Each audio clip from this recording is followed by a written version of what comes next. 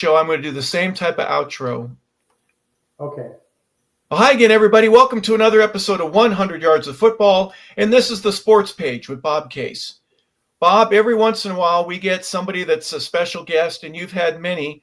Today is another one. You just keep adding to the list, just one check mark after another, but a baseball great. And from a historian's standpoint, there's we're going to talk about this, but a gentleman who had one of the best and most coincidental 1974 career years in so many different ways, but he's not only a great baseball player, a veteran of the league, World Series champion in so many different ways, but he's also, Bob, a friend of yours. And that's the thing that fascinates me is there's so many of these guys that are humble, they are down to earth, they're great people. And when they meet a guy like you, they just instantly click.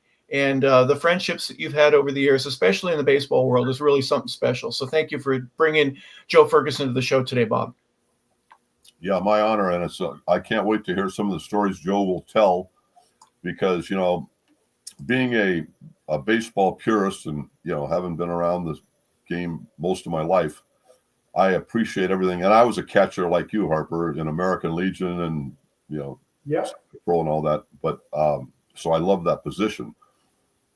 But all I can say is, I checked out Joe's career. And if Joe, he had 1 year where he started a lot of games. What did he do? He had 22 home runs. I think he had 274. And, he was, because the Dodgers had some great catchers back there with Yeager and Socha and all these guys. But Joe, he was a stud as a catcher. I mean, he had 122 home runs in his career. I mean, think about that. Played in 2 World Series, hit a home run in the World Series, really did some. And like, as you said earlier, Harper, in 1974, 2 of the biggest plays in the history of baseball, the catch. Now, listen, I've been to World Series all my life. I've probably been to that throw from right field. I was sitting up there in aisle 215 in the club level with Casey Stengel on my left, Rod Dedeaux on my right, Cary Grant next to him. And that catch, it will be embedded in my mind. I've seen it a million times in replays, but I've never seen a better throw. This is a catcher. This isn't an outfielder. This is a catcher. Made a throw to home plate like I've never seen in my life. I don't know what. Cut in front of Jimmy Wynn, I think it was, and just thought it was unbelievable. I mean, it was like something. There's certain things I've always said in my life that if you shut your eyes, like Ted Williams' swing. I can shut my eyes and see that swing. Okay. I can shut my eyes and see that play in right field from a catcher, no less. But anyway, I'm just thrilled. And then to think that I have an actual painting of Hank Aaron 714, and there's number 13 right in the painting. It's a beautiful color painting of him hitting the 714, and there's Joe catching behind him. Yeah. Well, you got to ask Joe if he called for what pitch he called for on that. There's a story about that. There's always a story about that stuff, Yeah. So, if you want me to tell it, I will. So Yeah, go. Well, first, a long-winded introduction. We're 3 minutes in the show, and you haven't said a word yet, Joe. So first and foremost, welcome to 100 Yards of Football and the Bob Show. Thank you for being a part of it with us today. So that was the first game that we played Atlanta for the year. That was opening day for them. They had come from Cincinnati. If you remember, Hank Aaron had hit the tie-breaking home run against Billingham in Cincinnati. And so he comes to there, and that's their opening day there in Atlanta. And Al Downing was the pitcher. His first at bat, Al Downing threw 4 straight balls, had no chance to even take a swing at him. They were down and away, down and away, down and away. And so you got to understand that this guy was going to break the record, right? There was nobody that was going to stop him from doing it. So for me, I'm back there, okay, saying to myself, no matter what pitch he throws, okay, and he's basically, whatever I put down, he's going to throw it. If he hits the home run, he hits it. And at least you get to see it, right? But the next at bat, he came, and the first pitch that Al threw was a fastball about shoulder high, which he never, ever missed. Just backspinned it up there, and it was out of the ballpark in about 2.5 seconds. So, and that was the home run, and everybody's running all over the field. I couldn't even get close to the guy. There were so many people at home plate, I couldn't even get close to him to shake his hand. So, so that was that story, and I believe it was one of the pitchers for Atlanta. They got the ball. Tom House. Yes. Tom House. Yeah. Yes. Yeah. So that was that part, and then the rest of that story is that we won every game for the rest of the season against Atlanta, because in those days we played 18 games. Wow. One team in your division, you played 18. We won 17 in a row and went to the World Series. I did not know that. Unbelievable. Well, Joe, I've got a couple of slides here. There are several of Hank without you in the background. There's one here that I've got. I want to ask you a little. Bob said, I'm teasing with you, of course, and that looked like a middle fastball. You throw one finger down, and it was almost as if a changeup. And did you say it's coming right down the middle? Hank, you better get a hold of this, because it sure looked like that was the batting practice pitch that every guy is waiting for their entire life. Yeah. And no outside corner, no inside, no spinner, nothing like that. I'm teasing, of course, but what was it like for you in game planning before Hank even before the game even starts? Did Walter Alston or any of the coaches bring it up and say, hey, if he's going to do it and do it at home, it's going to be against us, unfortunately, but this is something that let's do this and just get the rest of this game over with. Was there any discussion at all about Hank and the importance of this to the history of baseball? None at all. None whatsoever. Let's just get him out like we would anybody else, right? Just try to get him out. I mean, nobody ever said a word to me. Nobody said a word to Al Downing. And so, I mean, they just went out. He was going to pitch his own game. He was basically a fastball. He was a sinker, changeup guy. That's what he was. He used to be a real hard thrower when he was with the Yankees, but not anymore. And so he was just relegated to sinkers and changeups, and he had a good one. So basically, it was just you're going to throw a fastball or you're going to throw a changeup. You got two to pick from, but you can see where the pitch was. Okay, he doesn't ever miss that pitch. If he's looking for a fastball, he doesn't miss it. So that was it. But like I said, nobody realized that they never won another game.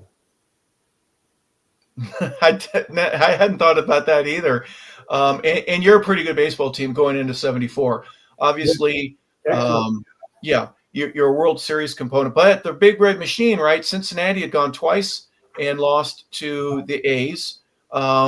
They were just getting turned up, but they had not won a World Series yet. They were still kind of void. They went in 70, 72, 73. So they were what a competitive group of teams that were playing. The Giants were all right. Padres, they were whatever. But then you throw Atlanta in the mix, and then Houston. It was a pretty interesting race, wasn't it? Yeah. The Giants always had a pretty good team, but they never really had the pitching to go too far with their pitching. They had guys that could hit, but they didn't have the other ingredient. And pitching is what's going to dictate what happens, especially in a short series. And for the most part, if you've got four pretty good starters, you're going to get into the playoffs. So, wow. But the thing is, since Cincinnati in 1973, okay, that we lost that year, but we were ahead going into September. And we went into a dry spell, and they didn't. And they went ahead of us. And that year in 73, I hit 25 home runs and knocked in about 85 runs. And I was number 3 in the voting for the MVP of the league. Wow. Yeah. So it was the next year we kind of grew up. That's what it was. We just grew up as a team. We had the guys that had played the year before, but they just become better. They became more comfortable, and I think that's the reason why we ended up beating them. Well, you mentioned Al Downing. We're looking at Al right now. He was on the mound for the pitch for the game, obviously, that Hank hits it out. Oddly enough, number 44 there. When I found this picture, I had to throw it in because Al's head is down. You look a little dejected and all that, but really describe what it's like for you, the joy of knowing that is a significant part of baseball history. And for obvious reasons, it was a changing of the guard from Babe Ruth and the whole 20s, 30s, 50s era, moving ahead, baseball becoming a modern sport again. And even though that the game has changed very little, there are certain things that obviously have been manipulated, so to speak, the DH and all that kind of stuff. But the game itself is still the same. And you were on the field when it happened. I mean, you were right there with the umpire when he touches home plate, and that moment was sealed in history. And then you're right. There's a lot of chaos around there, isn't there? I mean, immediately after. Was there anything in the crowd that night? Was there a certain buzz going around? It was a full deck. I mean, for obvious reasons, that doesn't always happen in the Atlanta area. But what was it like for you, just seeing the aura and the crowd and everything that was a part of it? Well, it was the best. It was the best crowd they were going to get for the rest of the year because it was packed, and they never had another packed stadium the rest of the year. Nope, not at all. First of all, in Atlanta was a baseball town, but not for Atlanta, not for the Braves. It was a Dodger town. It was for the Dodgers. They had so many Dodger clubs way back. Okay, when they used to have, they would have like 26 ball clubs. Okay, in a minor league organization, and most of them were down in the South. And so it was a big Dodger town. So they were not Braves fans. Now later on they became Brave fans because of the great teams that they developed. But at that point they were not. And in some cases, I think that's still true. Yes, the Dodgers travel well. The Cubs travel well. There are certain teams that whenever they come here into Atlanta, a lot of their fans have moved here and live here, and will spend the dollars to go see the opponent. The road team is actually the one that has St. Louis. They travel well and have for years. Yeah. Not so much San Francisco or the Padres, but certainly the Dodgers have. Did you notice that in other ballparks too, when you went to Milwaukee or New York or maybe St. Louis, that, gosh, we got a lot of our own people here? Yeah, it happens in certain stadiums. Los Angeles would always have other fans there because, I mean, most of the people never ever lived in Los Angeles before. They weren't born there. So there were a lot of people that moved to Los Angeles that obviously were fans of the other baseball clubs. So there was always a lot of fans from other ball clubs in Los Angeles. St. Louis was that way. Giants, not so much, because they were kind of isolated for a long time there. So that was never really created there. San Diego, the same way. You never saw many people in San Diego. But right. People in Los Angeles, all the fans from LA used to go down to San Diego because it was very close by. And the same thing with the fans in San Francisco. You have LA fans there. Yeah, and Bob, you noticed stuff like that too when you're at Anaheim Stadium early in your life, when you're involved with Major League Baseball. Yankee fans would show up. You'd have certain, maybe Tigers, not so much, Cleveland, but there were some places that it was almost as if it were half a home game. Whenever the Cubs played at Dodger Stadium, I'd see more Cub people than Dodger people. Cubs had a huge following out here in LA. Huge. Yeah, it's true.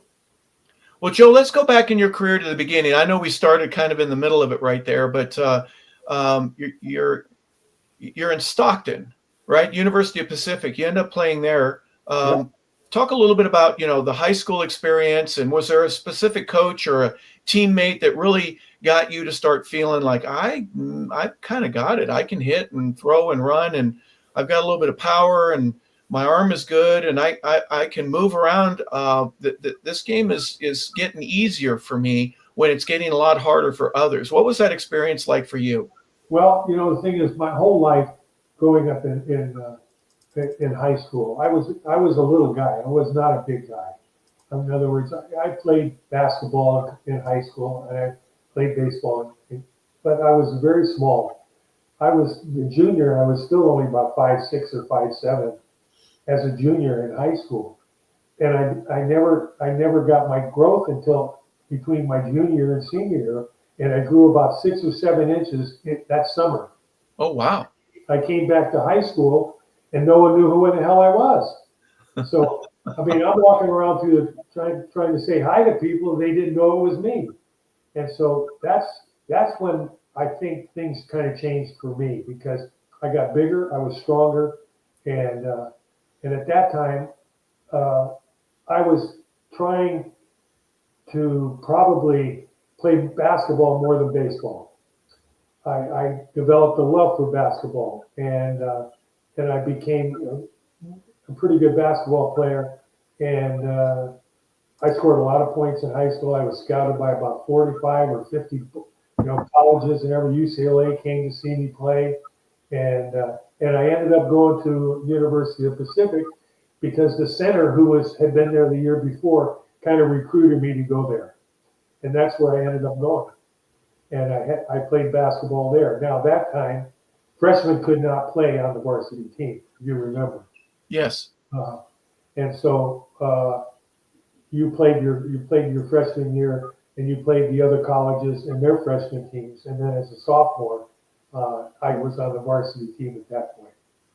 What position did you play, Joe? Thing about that, I never played baseball in college. What position did you play as in basketball? I was a guard. Oh, yeah, and I was a scoring guard. I was a big scorer in high school. The only problem is that coach was not a fan of me. I guess I don't know why, but he never played me much. And he got to the point that I got to my senior year, and all of a sudden he says, "Well, now it's your turn." And I said, "What do you mean?" He says, "Well, now you're gonna be able to start." And I said, "No, not actually." And he goes, "What do you mean?" He says, "I quit." And I left college. And I said, I knew at that point, and there's another backstory here that we'll get to later. I decided I was going to be a baseball player. And so I went back home and I joined a little semi-pro club in San Jose, California, where my parents were. And I started playing baseball there. And that's where I was scouted there by the Los Angeles Dodgers.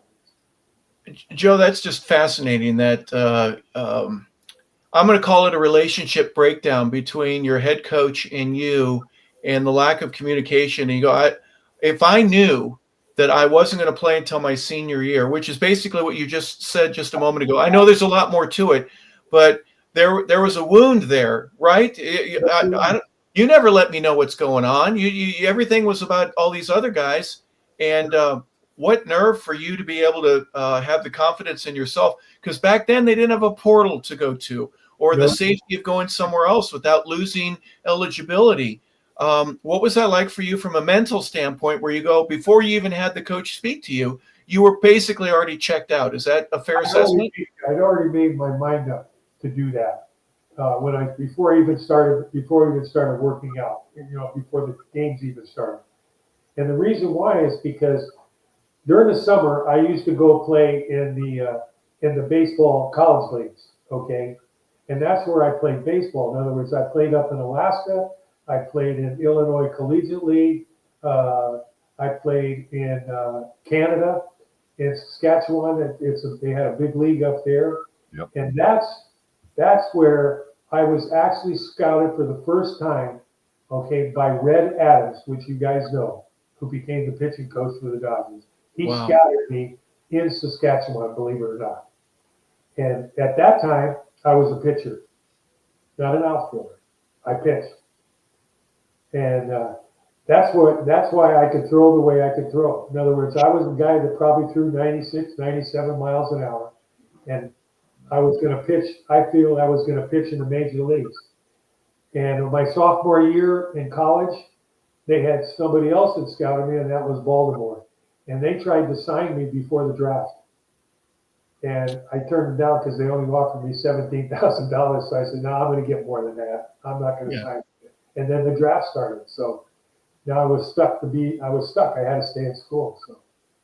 Well, it's so interesting that you say that. Other guests that we've had, that have made it to the major leagues have talked about, or even the collegiate level, the SC experience with Dato sending everybody up to Alaska or sending them to Canada. And the summer leagues were actually really good, very, very competitive. A lot of amazing talent that was there, even though it was just for a short time. What was that like for you, being away from home like that and literally seeing the moose, and then there's wild geese, and you're in a different part of the world? No, outside of flying one time to Kansas because we played Kansas in basketball, it's the only time I'd ever been on a plane as a youngster in college. And the next time is when I took a plane to go to Calgary, Alberta, and I got picked up by a very, very close friend of mine who was a major scout for the Toronto Blue Jays, Wayne Morgan. And he picked me up with his wife there, and we drove all the way from there to Saskatchewan. It's got to be like 20 hours. Oh my gosh. 20 hours. And so we're in the car, we're talking and everything else. And I knew Wayne because he had played for San Francisco State. And so I knew who he was. And he had talked to me, came up and talked to me when I was in San Jose and said, would you like to come up there? And so I did. And the next morning, it's like, must have been maybe about 8:30 in the morning. They get me out of bed and they said, we're going to play a tournament. And I hadn't had really any sleep, so we're going to go to Unity, Saskatchewan, and play a tournament. 3 games we played that day. All of them 6 innings, and I pitched the first one and played shortstop for the other 2.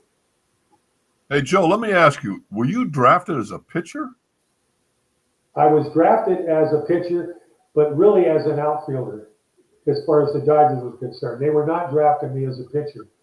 And the reason why is because they had a lot of catchers in the organizations. Most of them couldn't hit, but they could catch. Okay. And what they were looking was somebody that had power, which I did. And so they were looking at me, I didn't know that, as basically a power hitter. And I thought I was going to play the outfield until my first spring training, because I went to Tri-Cities, Washington, and I played there with Ron Say and Doyle Alexander. They were and Buckner's brother, Bill Buckner's brother. And so we played there together. And I believe that year I think I had like 11 or 12 home runs in that short league and had about 58 RBIs. And so I think the Dodgers saw me as somebody that could help them power-wise. And so when we went to spring training the following year, I'm starting as an outfielder. I'm playing on a team there. And all of a sudden, Tommy walks up to me and says, Joe, he says, I hear that you're an Italian. And I said, yeah, my mom's Italian. He says, well, maybe that's the reason why I like it. But anyway, he says, I got to talk to you for a few minutes. And Al Campanis was the minor league director then. And he says, we're thinking about making you a catcher. And I said, what? I said, wait a minute. I says, I don't even know how to put the gear on. I says, that's something I've never done. And he says, well, we'll teach you how to do that. And so that's how it started. That is amazing. You know, one of Lasorda's greatest lines ever, a reporter said to him, you start Ferguson because he's Italian. And Lasorda said, no, that's not true. I start him because I'm Italian. That's partly true, yeah. It is. So we always, Tommy and I were very close. You guys all know that. We were very close to. So is he actually the one that converted you to a catcher, Lasorda, would you say? He did. Unbelievable. I had never, now see, that's why I love these podcasts. I would have never known that in a million years. Yeah. No, they would, if you remember, I don't know, Bob, you ever been down to Vero Beach? You probably have, right? No, never been there. Vero Beach, Dodger Town. They had those big high places where people could stand up there, all the managers and coaches and all the people, and watch all the games going on. There were like 4 fields around them, and so they would get up there and they would watch there. And so I think Tommy was watching me all the time, and he just had this feeling that we really don't have any outfielders that can reach a wall. He says nobody can hit as far as our outfielders. was a tough time for the Dodgers. They didn't have a good team then. And so I think that's where he got the idea. Why don't we just make him the catcher? Because that was their thing that they did best, is that they trained the player for the position, and whatever position they needed, that's what they did. They just wanted an athlete, and they figured if they had an athlete, they could teach him how to play it. Hey, Joe, did Russell became a shortstop. Yeah. That's how Davey Lopes became a second baseman. That's how Steve Garvey went from third to first. Yep. And Hey, so, Joe, did you have any? Did Campanella have anything to do helping you catch? oh, absolutely, yeah. That's He what did. Yeah. He was our coach in Vero Beach. He was our coach, and could have been the nicest man in the world. It's a tragedy what happened to him, but he had great knowledge for us, all the catchers. We'd sit around and talk with him and everything, and he was always there all the time. So yeah. What kind of difference did that make to a young player like you? You're not a teenager, but you're pretty stinking close to just graduating from that.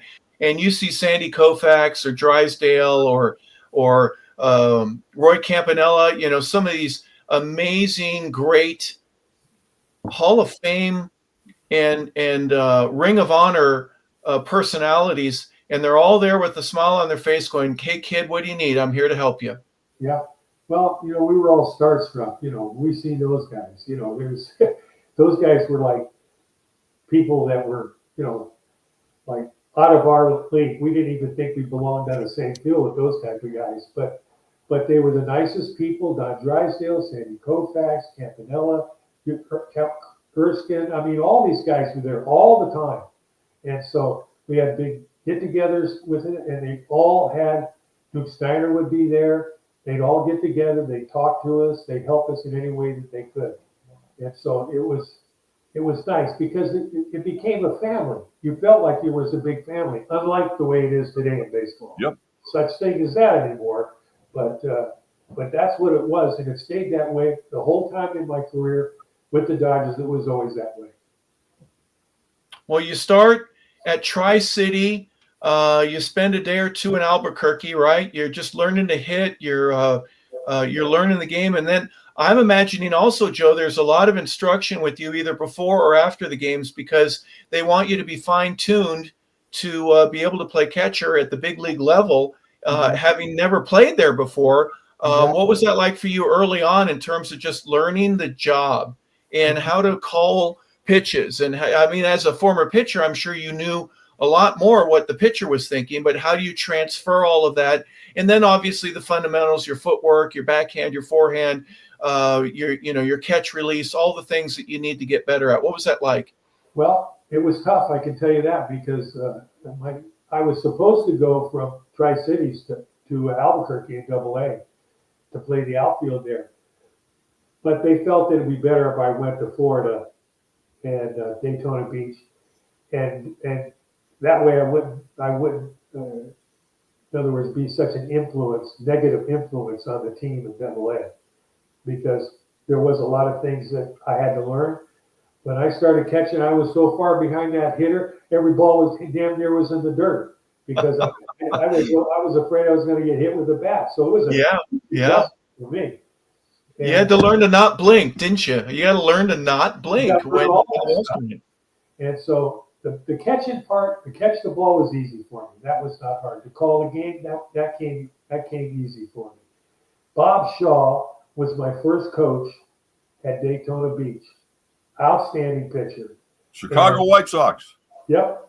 And mean son of a gun too, boy, I'll tell you. But he was a good guy, and he helped me a lot with as far as calling the game and how to set up hitters and what to look for. But the thing is, he didn't know much about as far as catching and receiving.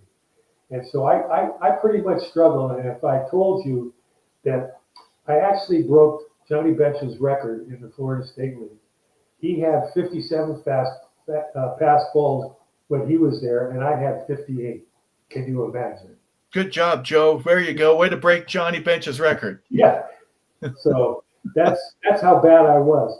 The next year, I went to AA. Del Crandall was the catcher, And it all ended right there. He's the one that taught me how to catch. Wow. And I owe a lot to Del Crandall because he's the one that actually transformed me into a really good catcher. And Wow. so I appreciated that very, very much. You know something, Joe? He is underrated because I always say, Yeah. because of Campanella in that time period, Del Crandall was the second best catcher in the baseball, in my opinion. But Absolutely. Campanella got all the MVPs and everything. But Del Crandall was unbelievable as a catcher. Yes. Yeah, I played that year in Double A. Steve Yeager was there with me that year. He's younger than me, and so they were basically grooming me to come up to catch. I was going to be the next catcher, and so we played. Let's see, I think we played in minor leagues at then. I think it was like 100 and what was it, 45 games or something like that in the minor leagues. I played 139 games that year. And Yeager caught the other like 6 games, and that was it. And so when that year was over with, they sent me to Puerto Rico to play winter ball. And I played another 60 games in Puerto Rico. And then came back that next year, okay? And that was going to be 1972. And what happened, I probably would have been in the big leagues, but that was a strike year. And so they said, we're not going to bring him to the major leagues. We're not going to use up an option on this guy right now. We're just going to let him go back to AAA. And so I was probably cut short a year because of that, because of the strike. Wow. I'm looking at some of your numbers, Joe. In 72, you hit 261 in 123 games, 99 hits in 380 at bats, 10 home runs, 67 RBIs. But you had been called up to the bigs in 70. Right. You got a taste of it for a little while. And then 71, you were in Spokane and then with the Dodgers at the end of the year, if I'm not mistaken. Correct. And then was it 72 that you really started feeling like I belong up here and I can stay? Correct. Absolutely. But like I said, the strike year happened and they said, well, we're not going to use an option on this guy right now. So that's what happened to me. Now, in 70, it came up because, they always used to bring up kids because their season was over and they'd let you come up and play for the last month, the season in the big leagues. And so I was there for that. I didn't get many at bats, but I was there. And then of course in 72, the strike happened. So when the 72 season was over with, Al Campana said to me, he says, we're going to send you to Caracas, Venezuela, and you're going to play there. That's where I became the hitter that I became. From that, the pitchers that were there pitching in that league were the best pitchers you've ever seen in your life. Teenot was pitching there. All these guys in major league pitchers were there, and that's where I became a good hitter. And next year, that next spring training, I made the ball club, and I became the number 4 hitter for the Los Angeles Dodgers. What changed when you were in Venezuela I look at it this way, Joe. Please allow me to go down this rabbit trail with you.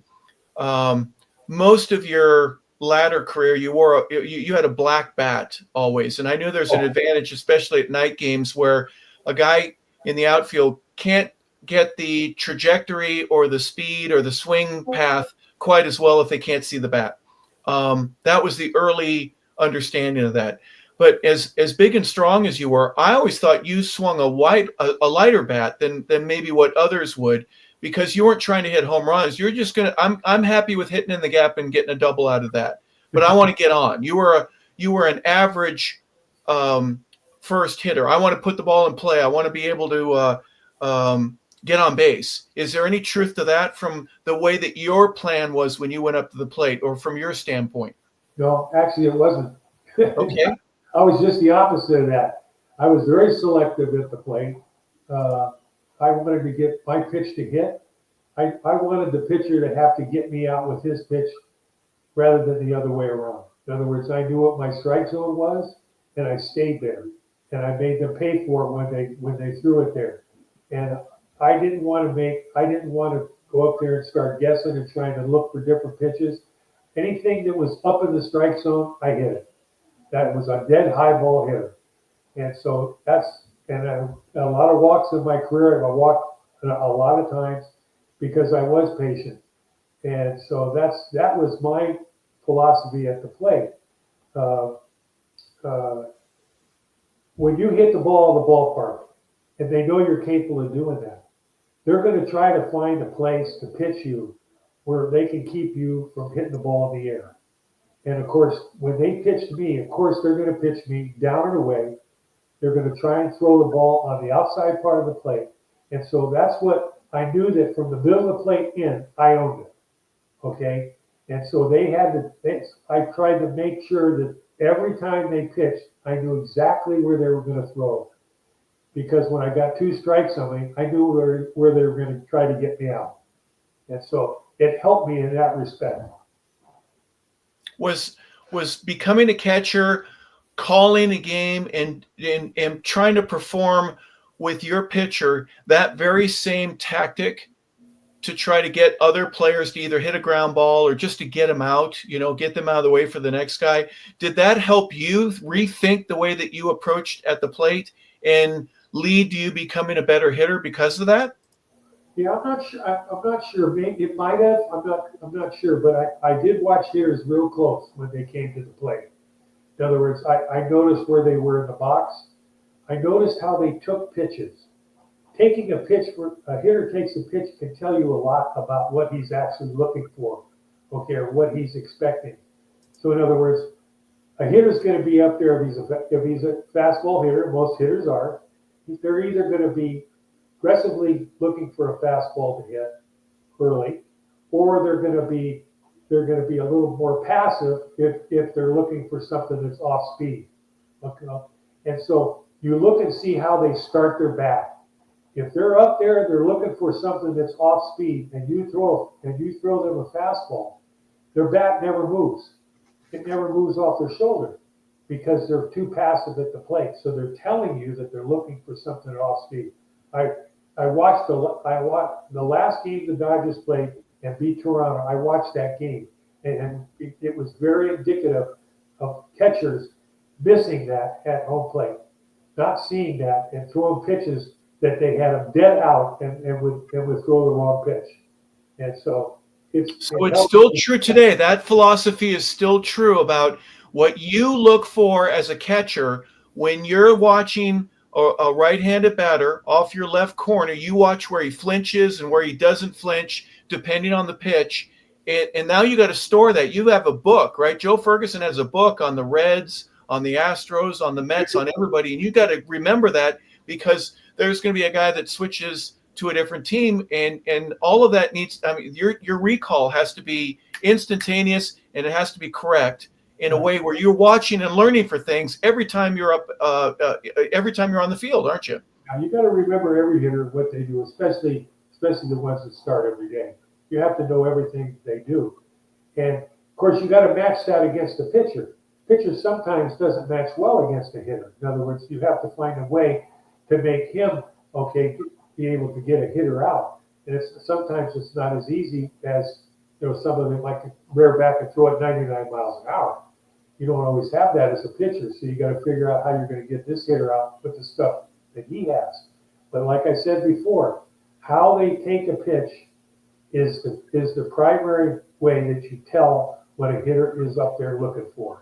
Okay, and you can freeze a hitter so easily by how you pitch and where you pitch, up in the strike zone, down. In other words, showing him changing his eye level, okay, and then freezing him, particularly with a fastball away, especially in a 2-2 count. Because you've already thrown 4 pitches, you probably had a breaking ball in there. And if you've got 2 strikes on it, you're going to run it to 2-2. Sometimes that fastball on the outside part of the plate just freezes the hitter. It's amazing. We had Reggie Smith on last week. When he was with the Cardinals, he was playing first base once, and McCarver didn't want to go and tell Bob Gibson what to do. So the guys in the dugout said, "Hey, Reggie, you go tell Bob. Reggie, I'm not going out there. Did you ever have an intimidation factor, especially early on in your career, to go out and talk to Jim Brewer or I'm sorry, but Bill Singer, or I've got a picture here of you and Don Sutton out there right now, or did it go pretty well for you, pretty much with everybody? Hey, you're just trying to help him get the next guy out. Well, when I was young, when I was first starting, yeah, because we had Osteen pitching, we had Downing pitching, we had guys that were basically sinker ball pitchers. The only real hard throwers that we had was Messersmith and Don Sutton. The guy that was toughest to talk, the other ones were not. Mike Marshall. Mike Marshall, yeah, Mike was a pretty stubborn guy, and he had his own way of doing things. But Messersmith, you couldn't talk to him at all. He was going to pitch his own game. Don Sutton was the same way, and so you had to figure out what Don Sutton wanted to pitch, what pitch he wanted to throw, because otherwise he was going to shake you off. And I would rather do that than him trying to shake off all the time and make it tougher for him to pitch. Because if the pitcher could just get the signal and pitch, he's going to be better off. And so, hey, Joe, I got a question for you. You caught Mike Marshall the year he won the Cy Young Award, and that's still a record to this day, 104 games, and he never wore long sleeves. And tell me this, was he one of the – I happen to have the pleasure of knowing Mike, one of the greatest I like characters. One of the greatest characters. Am I right? One of the greatest characters. Yeah. He was a good guy. I mean, he's a good teammate. Absolutely. But he always had to have the ball. You had to give him the ball. He would call down to the dugout, and he'd call Walt Dawson or Red Adams, and he'd say, "I got to come in today. I got to pitch." And so there'd be someone with a shutout or something, and they'd have to come out of the game so that he could pitch the ninth inning. I mean, he did the same thing in Montreal. He pitched over 100 games in Montreal too. So that's the type of pitcher that he was. But he was a good teammate. Oh yeah. The funny thing about it, he had these books. Very studious guy, very smart, very intelligent, and he had these books. And once in a while we'd get there early and we'd look through these books and how he would pitch the guys. And he would say, "Well, the ball was hit off the wall, but I think the hitter he must have known what was happening, where I was going to pitch him, because he wasn't supposed to hit that pitch." So he was like fooling himself because he thought he was that good that nobody could hit him. So nobody, yeah. Interesting guy. Any experiences? My neighbor is Jay Howell, and in the '88 World Series, Jay was in the bullpen when Kirk Gibson was hitting the home run that kind of rocked the world a little bit. And I will tease Jay every now and then. There are times where he would be coming in from the bullpen, and you got the jacket. Remember back then they had that little silk jacket that they had to bring in with them. It's ridiculous how that worked. But he came in from right field when he was with the Braves, and Mark Lemke was the second baseman. And Jay had to walk right by Lemmer, and Mark says to him, he goes, "You better get the ball in the air, because if it's in the ground, I swear I'm going to throw one into the stands. My arm is gone." He goes, "Your arm is gone. My arm is gone. I can't throw today. My arm is jello. I can't do anything like that." And they were bickering with one another about how bad it was. Did you ever have any goofy stories like that where you get on the mound and you're just talking and Lasorda says something funny, or Say comes over and tells a joke, or you're waiting for your pitcher to come in and he goes, "Man, I don't have it today. Just give me everything low and away. I'm just going to make ground balls and put Garvey to work." Yeah. Well, the thing is, most of the time that there wasn't much said, but there's been some times, if you remember, we're playing in the World Series against the Yankees and Doug Rau was pitching. You remember that? Or was it the Yankees or Oakland? Second or third inning, and Lasorda comes out, and there were a couple of beeps back in the day when you couldn't say certain things, and it was a pretty rowdy. Doug Rau, of course, I'll pick another word. It was very aggressive between Tommy and Doug. He didn't want to come out of the game. No, he did not want to come out of the game, and so Tommy goes out there and he says, Dougie says, he'd got a couple. There were a couple of blue pits and everything else. They weren't hitting apart, but they were scoring runs. I mean, he just wanted to change. He just wanted to change the momentum of the game. So Tommy says, "That's it." And I mean, he was pissed off and everything. So he gets back in the dugout. They're still arguing. But Tommy, he says to Tommy, he says, they're not hitting it hard, Tommy. He says, yeah, but they're scoring runs and you're gone. That's it. It's over with. So he goes back in the dugout and they're screaming at each other and everything else. And so finally, Tommy just says, Dougie, you say another word, I swear to God, we're going to get a fight right in the dugout. And I don't want to do that because that's not going to look good. So just go sit down, go upstairs. That's it. I don't want to talk to you ever again. That's it. So that stuff does happen. But what used to happen is if I were catching and Tommy was going to take a player out, in the dugout, he would look at me as I'm catching, and he would signal. I would signal to him whether or not maybe you should go out to the mound. Okay, I'd give him a little signal, so he'd walk out there.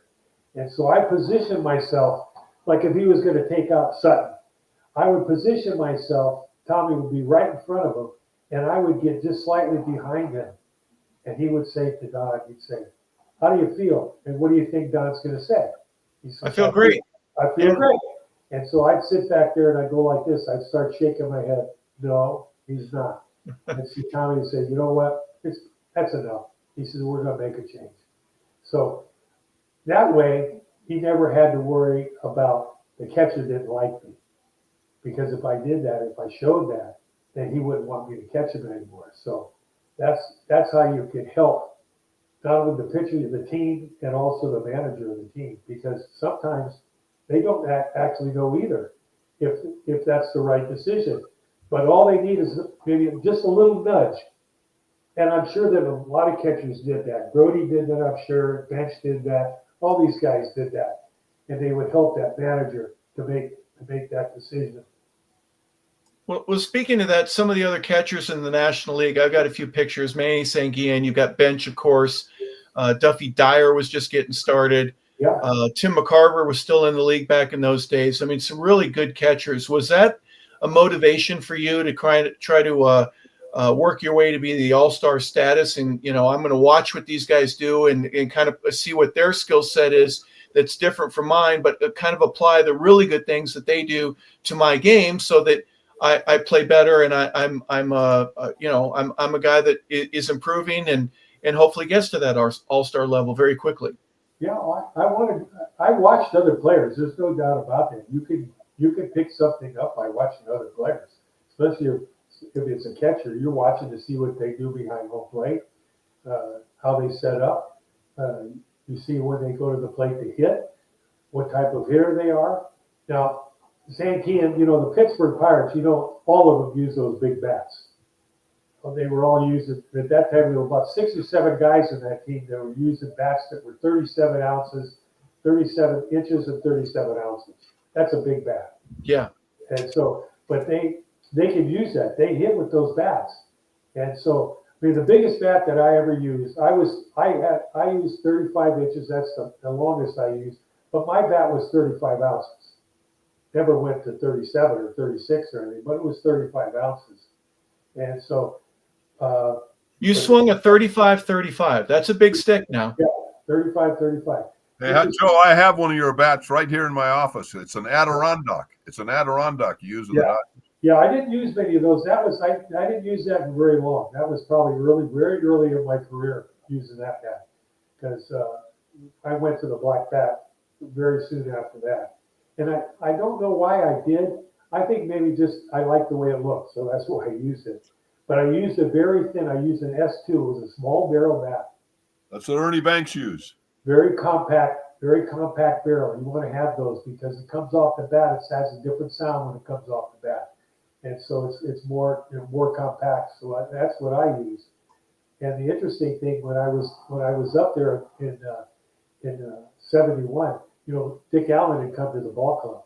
He was playing, and when I went in Vero Beach I was the first one to be to in the clubhouse, and he was right next to me because of his number, and I picked up one of his bats and I couldn't believe it. It almost hit the ground when I picked it up. He used a 42-ounce bat, 36-42, from the day he started until the day he quit. The same bat. He Wow. swung it like it was a toothpick. Yeah, feats of strength, right? There's in four. We talked about Hank a little bit earlier. Willie Mays. It was guys that had such amazing strength. Now they didn't hit it. They didn't hit it 500 feet, but if they needed to hit it 375, they could hit it 382. Right? They could just clear the fence and make sure that that's all you needed. I don't need to hit it 500 to get all 4 bases. I earned it. They hit line drives. That's what they did. Hank hit nothing but line drives. Mays was the same way. They didn't hit it way up in the air because they had different swings. They had different swings. Most of them were swings went from the top, okay, and through the ball. Similar to like you see a guy like Betts swinging. His a very level swing. And so most of the time it was just line drives that they were hitting. But they had tremendous strength, tremendous hand strength. Okay, big hands. And so they could swing that bat. They had tremendous bat speed. And so that's what would drive it out of the ballpark. Yeah, I got to tell you, we were talking about Richie Allen. This is a funny story, I got to tell you. Al the Bull Ferrara, who you knew, Joe, another Italian, one of my favorite characters. Anyway, he told us one time, he said he broke his leg and he was on crutches. So he was sitting in the dugout boxes. And he went in to see Jim Mew in the visiting clubhouse, and Alan was the Phillies. There's a name. Jim Mew. Anyway, so Alan came in right before the game. He was drunk. He'd been drinking all day. Richie Allen, and he and Al went to the racetrack for years and years and years. They're horse race buddies. But anyway, what a sweetheart of a guy Richie was too. But anyway, so the Bull said, "Bob, I was going to leave, but I wanted to stay just to see what he was going to do because he'd been drinking." So he said, he swore to God he'd never seen anything like it. He said he was in the dugout boxes and Allen came to bat and Bill Singer was pitching. And this is after he'd been drinking all day and came to the park 10 minutes before the game started. He said he hit a line shot over Bill Singer's head that was never more than 6 feet off the ground that hit the center field fence and bounced back. He got a double. And he said, the guy was hammered, and like Joe said, he used a telephone pole as a bat. But that is one of the funniest stories I've ever heard. And to hear Al tell the story was hilarious. He was drunk every day. You know what? The little story. He never got even out there in time to even do the they'd have the national anthem. He'd be running down the runway, okay, as they're playing the national anthem. He never took batting practice. He just showed up and he hit. That's it. Yep. He did that his whole career. And the thing is, he was built like an Adonis. You know what I mean? This guy was like cut, chiseled. But again, like I said, big hands, strong, great bat speed, and a super guy, very very good guy. Great. That's why Walt Olson pleaded to have him traded. He didn't want him on the team anymore because of that.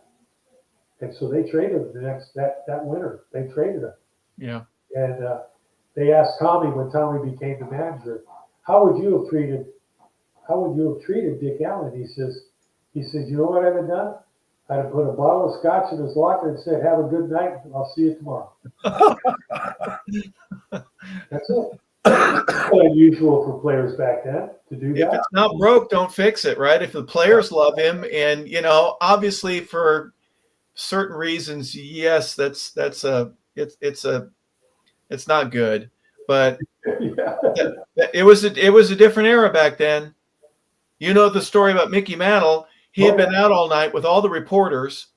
He comes back the next day, the 8th inning. He hits a go-ahead home run. The Yankees win the ball game. At the end of the game, there's Scoop and Bob and the other guy and Fred, and they all have press in their fedora hats written out the side. And Mickey, how'd you do it? Nod, nod, wink, wink. They knew he'd been out all night. He goes, oh, it's easy, guys. I saw all 3 balls coming at me, and I swung at the one in the middle, and I hit that one out of the park. I believe it. I believe it. It's just. I don't know. They're just incredible athletes. What can you say? Yeah. And, well, you were around a lot of incredible athletes, and Bob mentioned this at the beginning of the show. Guys that didn't end up making it. Jim Lefevre, Ken McMullen was sent down. He went to Bob and played for the Angels. Yeah. Buckner was new. Lopes, Garvey, Say, Russell, Bill Sudeikis, Billy Grabarkowitz was sent down. Willie Crawford was moved over. That you became very young, very quick in the early 70s, but because you got playing time, you guys matured at a different level than what others would as a group, and it turns into 1974. What a year. Yeah, they wanted Sudeikis to be a catcher too. They tried with that, but it didn't work.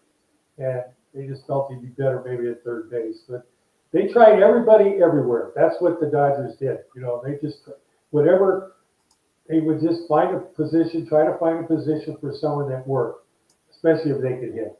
And if you didn't hit, then it didn't make that much difference. But if you could hit, they'd find somewhere for you to play. Hey, Joe, when Lasorda said to you mentioned catching, was he a scout then or was he a coach? He was coaching the Pioneer League. He was a what? He was managing in the Pioneer League. Yeah. I got a whole new respect for him.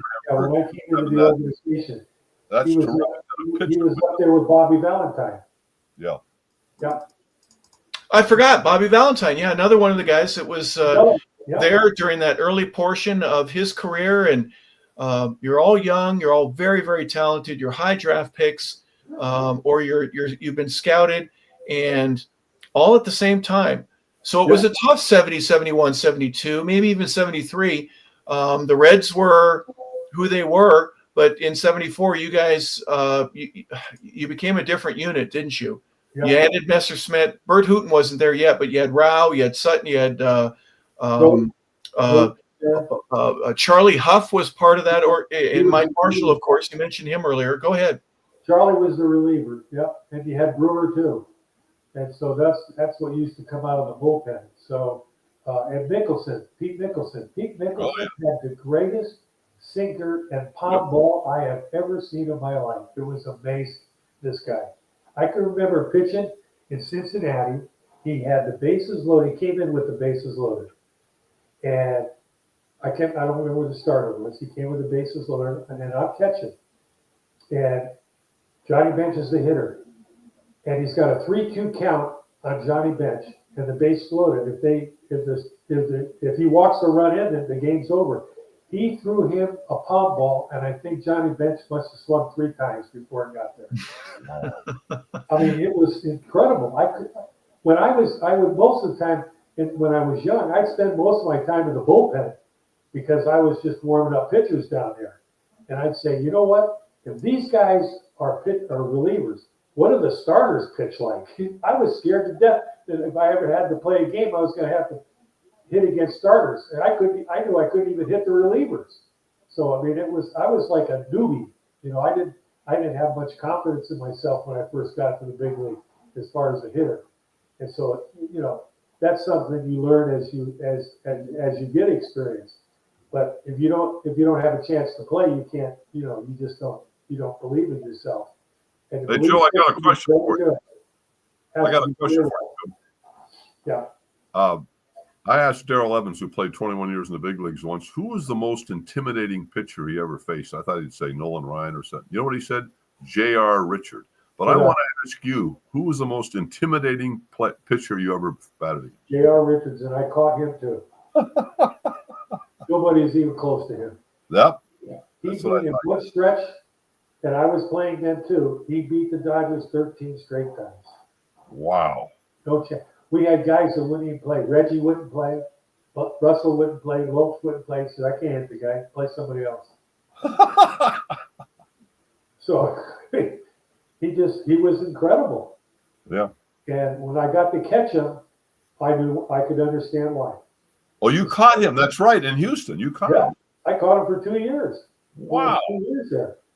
And when he would, his fastball averaged about probably somewhere between 99 and 101. He had a breaking ball that in essence was a curveball. But the way he threw it was a slider, but he threw so far up on top, it just went absolutely straight down. And you couldn't tell the difference between the two pitches. And so here you are trying to hit a ball up in the strike zone, and then all of a sudden there's a ball that's in the dirt, and you couldn't identify either one of the pitches, and he just ate everybody alive. The best team, Cincinnati, Giants, everybody, they could not hit him. Couldn't hit him. Yeah.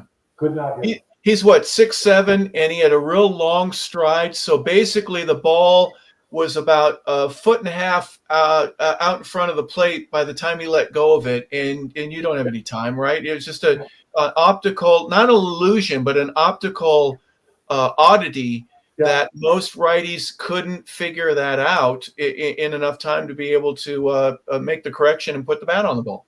He was 6'9", and the thing about it, he was even tougher on left-handers than he was on right-handers. Oh, wow. You had half a chance as a right-hander, but as a left-hander, you had no chance because he'd bury that breaking ball down by their ankle, and they couldn't tell the difference. Reggie couldn't hit him, not at all. He couldn't touch him. So he was a freak guy.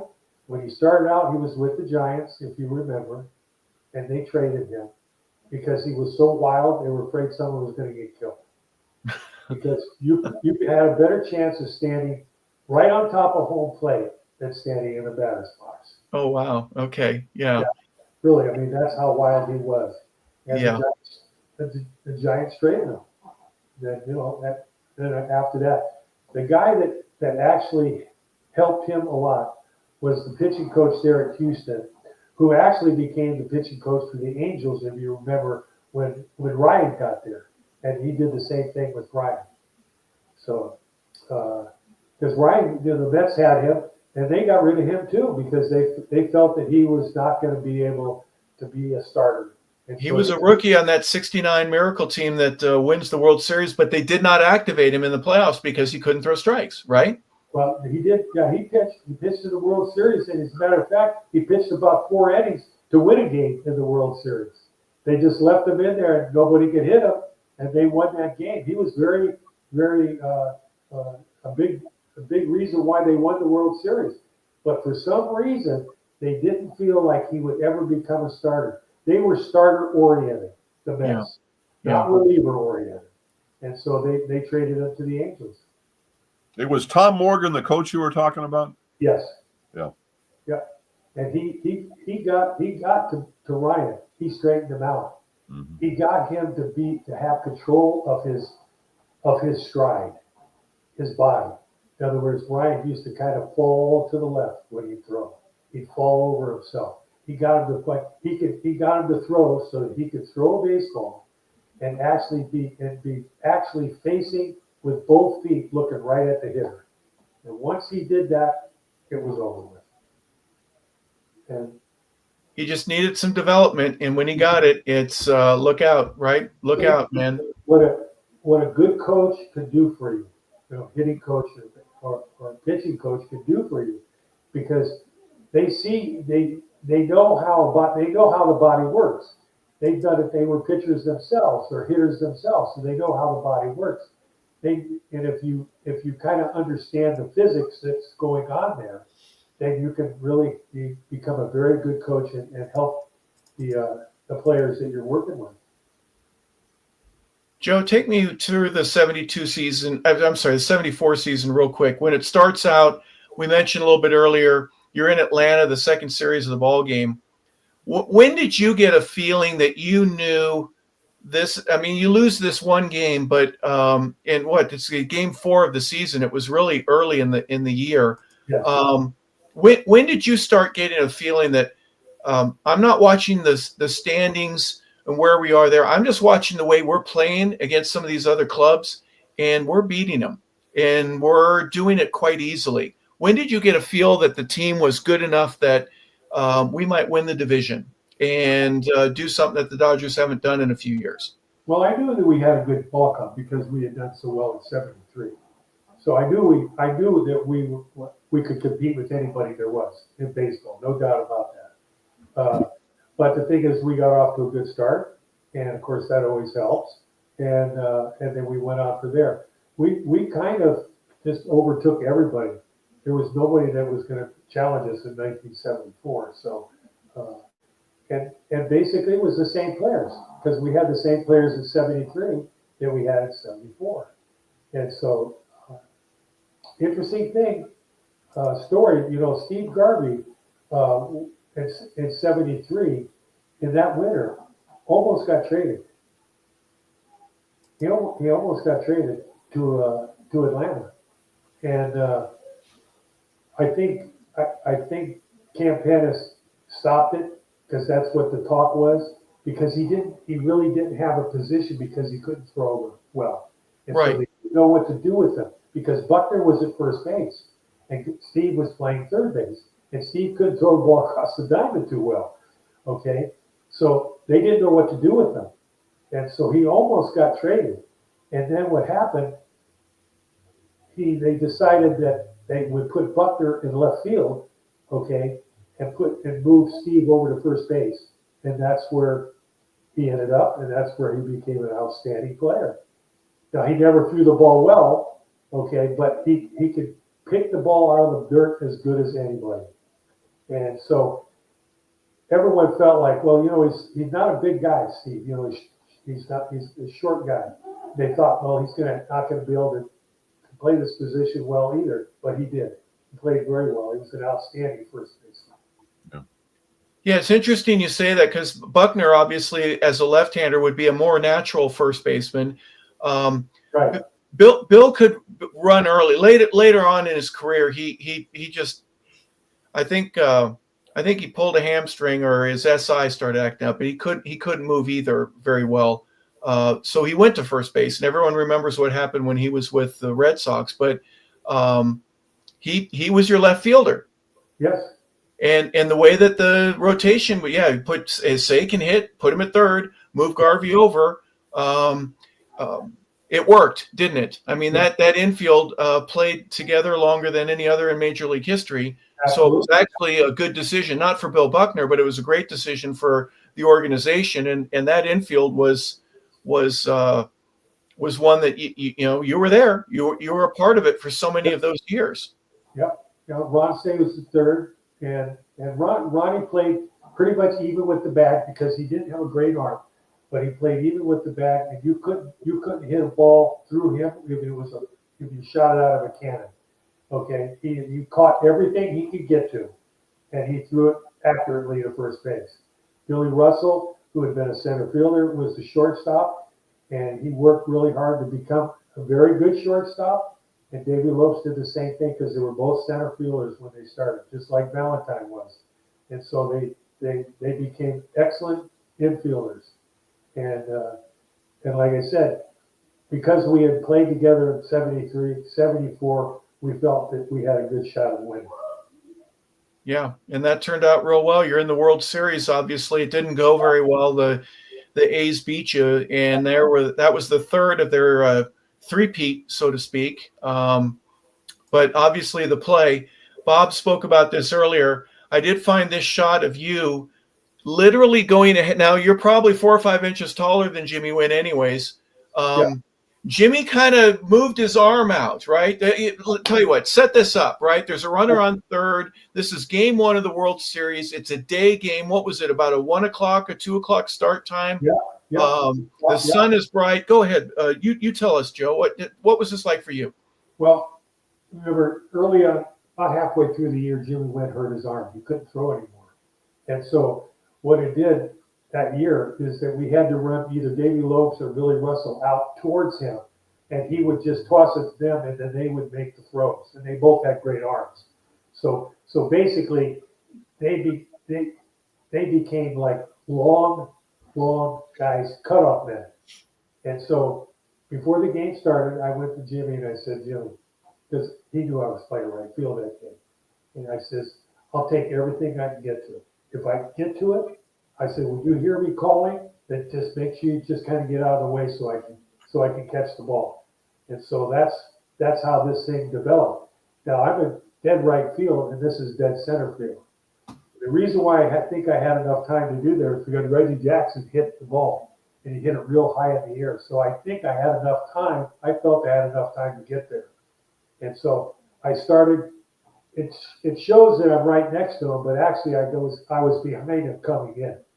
And I was telling him, I got it. And so he just kind of bent down and got his hands out of the way because he knew I was coming. And then from there, I threw the ball and I got lucky. It ended up in the right place. There's a quote that I read that you said that your sunglasses that you were wearing were dangling funnily in the way of your eye. You didn't even get to see the throw, did you? No, I never even saw what happened at home plate. All I did is I just took it and threw it as hard as I could throw it in the air, right on the line, all the way to home plate. And like I said, to be able to throw it and be in the right place, okay, at the right time, there's a lot of luck in that. I mean, Oh, yeah.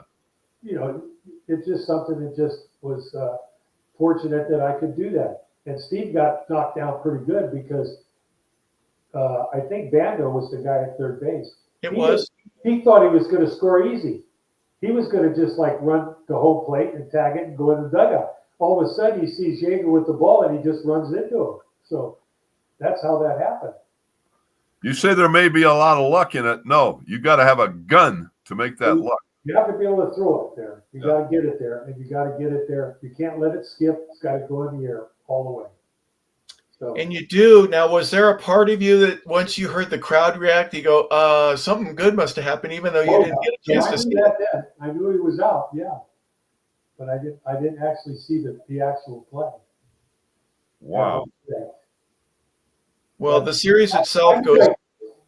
Bob, I knew I could throw the ball, and that was not hard for me to do that. I mean, I could throw the ball out of the ballpark, stand at home plate, throw it out of the ballpark, and center field. It's not that I couldn't do it. It's just it's got to be right, perfect, or it's not going to happen. You know. Yeah. Yeah, if you're going back on that one, as opposed to catching it and coming forward and going from left to right, quote unquote, in the direction that you were, or if it's off just a little bit, the play's different. If you had a faster runner at third base, Bando wasn't the fastest guy, but obviously one of the great plays. And as I mentioned at the beginning, folks that are listening here, Joe Ferguson was a part of two of baseball historical. Not just for 1974, but for history of baseball, with Hank Aaron's home run earlier that same year, and then obviously making one of the greatest throws to get a runner out in World Series history. Pat yourself on the back, Joe. It's good to be in the right place at the right time, isn't it? Yeah, thank you very much. You're welcome. And then you hit a home run in game 2. You win that. That's the only game that the Dodgers won. Thank goodness you didn't get swept at home there early, but unfortunately, you didn't get to come back. You had the home field advantage, but you didn't get to come back to Dodger Stadium. No, we did not. And that was, the home run I hit was off of Vita Blue. Who was it off of? Vita Blue. Oh, wow. Yeah, and Vita Blue, he was a 96, 97 mile an hour guy too. But he was a high ball pitcher. He was right in my zone for me. And the first at bat, it came later. My first at bat, I flew out at the warning track in left center, and the second one was on the warning track in right center, and the third one was right down the middle of the center field over the fence. So wow. And if you remember, Tommy was mic'd up at that time. Do you remember hearing that? Have you ever heard Tommy? He was mic'd up when I was at the plate in that third at bat. And he was calling to me, "Come on, Fergie, come on, Fergie." He says, "You can do it. Come on, you can do it." He makes a pitch, and he goes, you could hear him go, "Whoa, watch out," because they had him mic'd up. And the next pitch, he threw it a fastball away from me, and he hit it out of the ballpark. So, and I guess that's me coming into the dugout, right? Yeah, that's right after that happened. The game 2 highlight. I was a card collector back in the days. I would never put them in the spokes of my bicycle. Never. I just never knew anyone that did that, but that was obviously a thing to do. But I still have some of my cards, and that, as soon as I saw this, I go, I've got this, or at least I had it. I had several of them there. And unfortunately, there were 4 others, and each one of them had something where the A's were doing something great, and they were winning the ball game. I think it was Joe Rudy jumping up in the air for Game 5 that made the card there for tops. Yeah, Oakland was a very, very, very talented, very, very good ball club, but they were really a veteran ball club. They had played together for a long time, and I think that's what they had a slight edge on us just in that way, because being that it was going to be our first World Series, okay, I think that we maybe played maybe a little outside ourselves because of that. But they played differently. They had great confidence in themselves, and they made good decisions, and they made they did the things that they needed to win. So They did have the ugliest uniforms in the world up to that point, didn't they? Absolutely. Yeah. Well, They always wore the white pants, whether they were at home or on the road. But my gosh, the yellow, the green, the white, didn't like those either. But even though that was okay, those were Sunday whites were different. But I'm teasing, of course. It doesn't matter when you're winning 3 World Series in a row. You great pitching, and then they fell apart. Right, things started breaking apart for them financially, where Finley didn't want to do anything to keep the team together. He just let Bando go, Rudy goes, Gene Tennis goes, Raleigh Fingers goes, Catfish was the first to go, Reggie goes. Before you know it, the only one that was left was Vita Blue. Yeah, because he wasn't going to pay. That he wasn't going to pay the money. So, and then plus free agency was upon him. So that was a problem. And he wasn't going to pay the money to keep that team together. So. And that's the way the owners were then, because they didn't feel that they felt that what they had, that they were going to be able to keep these players forever. And that's why the strike happened, and that's when Marvin Miller became the savior of all the players. Hey, Harper, I want to tell you a funny story. Please. I found this out later, but there was one of the greatest characters, Dato. I was good friends with Tim Rosevich, who was an all-American football player with O.J. Simpson, and he played in the Pro Bowl for the Philadelphia Eagles, a badass linebacker. He used to eat glass. He would light himself on fire. He would pull fish out of ponds and chew them up and eat them. One day, Dato gets me in, where Dato's house was right by the Rose Bowl, and he gives me and Rosevich tickets to go to the Rose Bowl game. So I'm sitting right next to him. And there's a couple in front of us, a husband and wife, SC grads, very classy people. And as we're sitting there, he reaches up and unsnaps the woman's bra and sitting in front of us. Okay, this is Tim. So this guy was like whacked out, okay? So one of my greatest stories is one day was Halloween. I will never forget it. I don't drink, and I haven't. This is one of the reasons. It was Halloween. Justin, Joe Ferguson, myself, and I think Rosevich was with us, went out and drank all. I can barely remember what happened, except we had a great time. I can tell you that. Yes, but go on and tell them the story about Tim Rosevich. Okay. Well, first of all, Tim had a very, very tough background with his dad.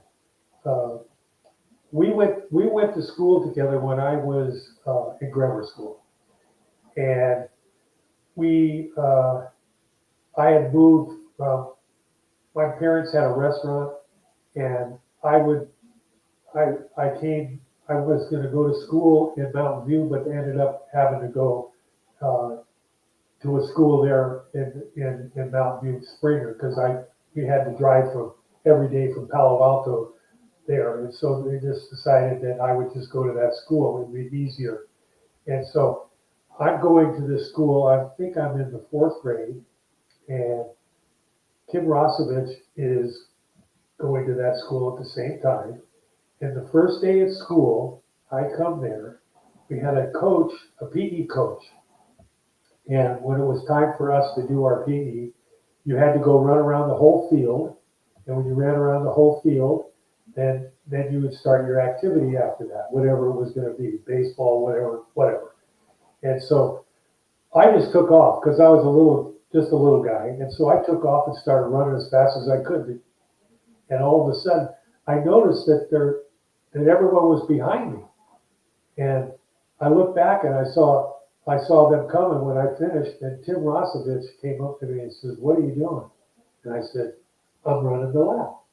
And he goes, "Well, you're not supposed to run the lap. The lap you have to run is the one behind me, because I'm the one that's supposed to win." And I said, "Oh, really?" Because I was a little shit too when I was young. And I said, "Oh, really?" And he goes, "Yeah." And he says, "And believe me, you're going to pay for it." And I said, "Okay, fine, I'm going to pay for it." So I go to school, the school ends. That day, come out of the class. I get outside, I'm walking, and there was only one way to go, one way exit out of that school. And I'm walking, and all the kids are standing around Rosovich. And I'm going, what the heck is going on? So I go down there and he says, now you're going to pay for it. And I says, pay for what? And he says, for running in front of me. And so I said, okay, go for it. He takes a swing, I duck, I get behind him, I jump on top of him, okay? I put my legs around him, my arms around his neck, and I'm squeezing as hard as I can, okay? And finally he says, I give. And then from that point on, we're the best of friends. How about that? I mean, and to further, he was one of the meanest, toughest fighters. Exactly. He had a reputation. Nobody would mess with this guy. That's a great story. But I'm in the night watch bar one night drunk, and Rosovich came up. I didn't know it was Rosovich at the time. Came up and tried to hit on my girlfriend. So I go up to him and say, "Keep your effing hands off my girlfriend." If I'd known it was Rosovich, I'd have ran out the door. But and he goes, "Oh, I'm sorry," which was hilarious because he would have tore me apart. I mean, the guy was like, that's a great story about you and him, Joe. I mean, this guy, you got now the story. This is how it evolves. Now you got to remember that now I am coaching for Tommy, and we're going to go see a USC game. Justin's there. I'm with him. I don't know if you were there, Bob. You might have been there. I think so, yeah. And Rosovich is walking through the restaurant. You know where it was, that big restaurant. Julie's. Yeah. And so he's walking through there, and I said, Justin, I said, that's Tim Rosovich. Tell Tim I want to talk to him. And he goes, okay. So he goes over there and says, hey, Tim, I want you to meet somebody. So he brings him over to the table. And he goes, he looks at me and he goes, who are you? And I says, Joe Ferguson. He says, you're Joe Ferguson? He says, oh, I know who you are. You played for the Dodgers. I said, that's right. He says, what are you doing? I said, I'm coaching for Tommy. And I said, that's good. So we're talking, bullshitting and everything. And all of a sudden he goes, I go, Tim, you don't remember me? And he goes, what do you mean? I said, you know, we went to school together. And he says, we did? He said, yeah, remember Springer School? Remember the first day I was there, we got in a fight? And he says, that's you? He says, that's the Joe Ferguson you are now?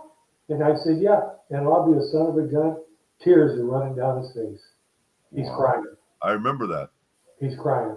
And he can't get over it. And that's because of what happened through his childhood. It was terrible. His father just used to beat the holy hell out of him. Every time. He had to have 2 feet, 1 shoe. And I'm sure that had a lot to do with the behaviors that we all saw in him. But deep down, he was a beautiful person. Don't you agree? Good guy. He'd do anything for you. Anything. So it was sad. For me, that was really sad to see that. Yeah.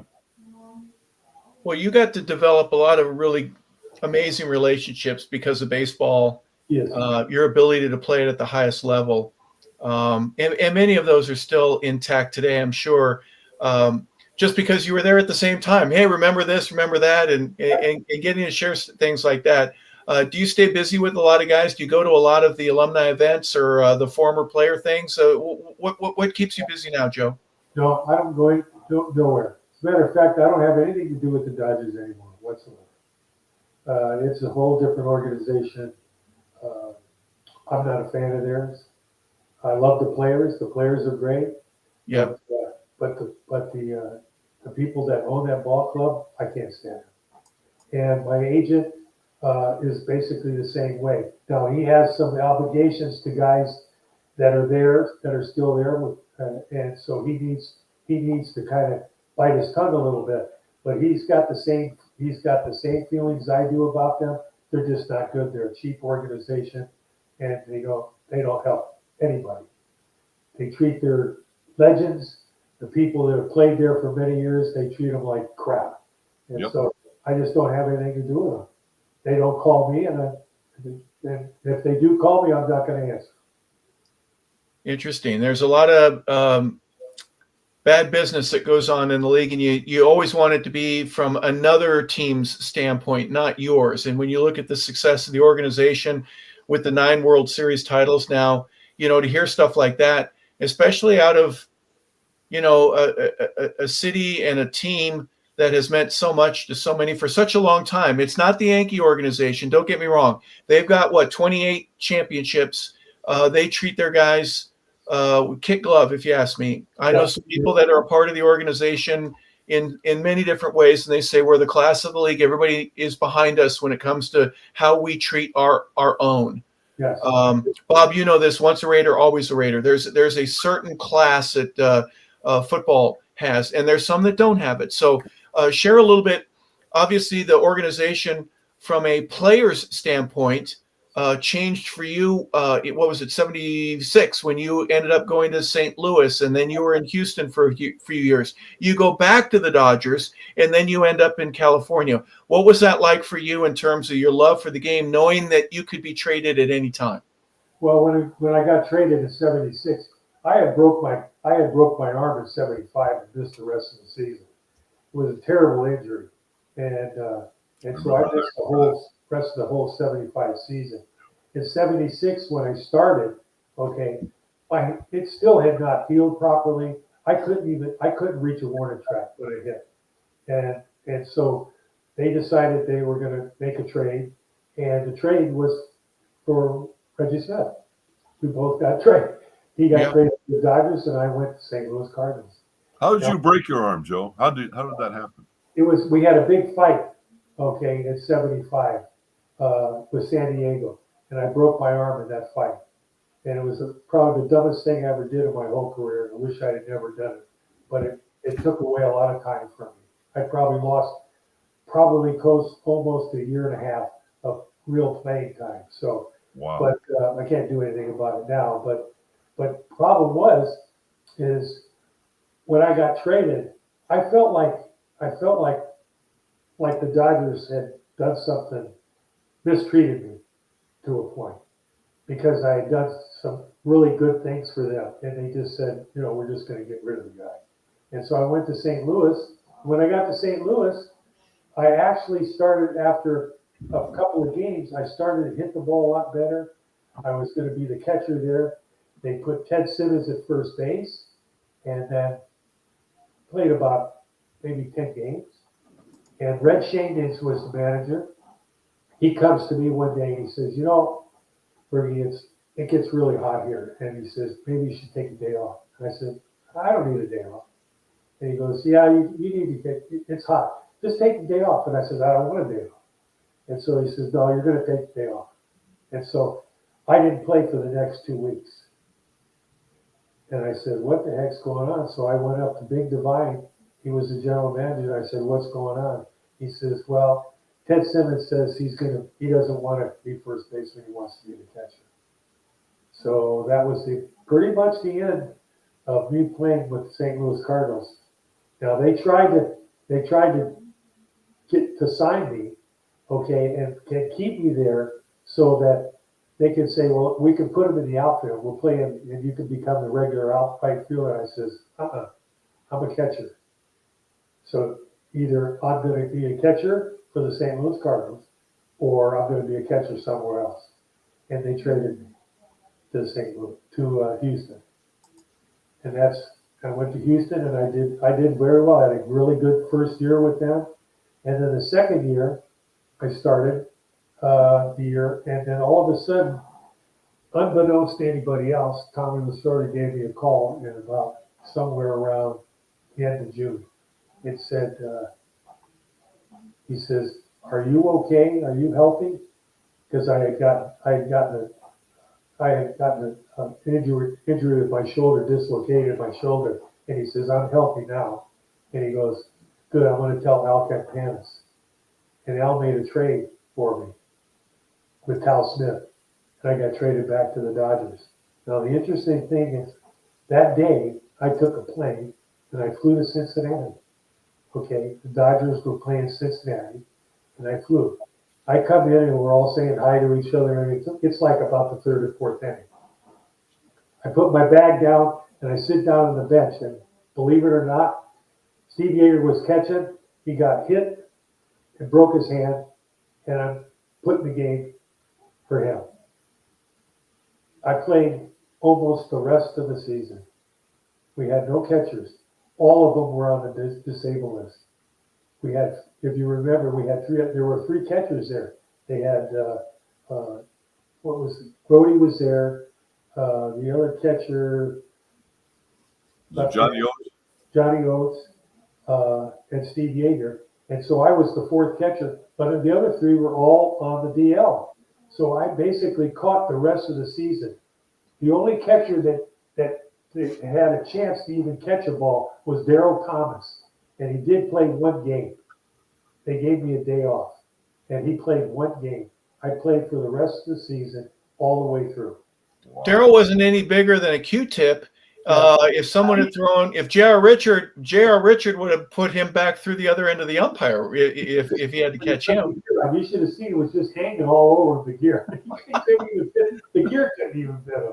Hey, Harper, I want to follow up on what Joe was saying about the Dodgers. And I, as you know a ton of Dodger former players. And 90% of them feel the same way.